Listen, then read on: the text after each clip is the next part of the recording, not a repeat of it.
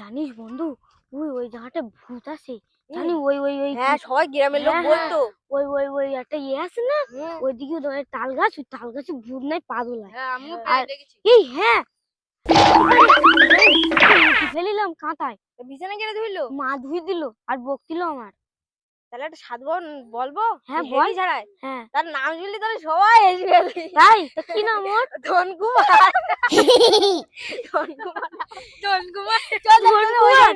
চল তাহলে যাই। আমি বলি মারাত্মক ভয় পেয়েছি, একটা ঘরে থাকে ধনকুমার। চল চল। তোমার কি সমস্যা? আমি ভয় পেয়েছি, আমাকে একটু ঝাঁটা দিয়ে ঝাড়িয়ে দিন।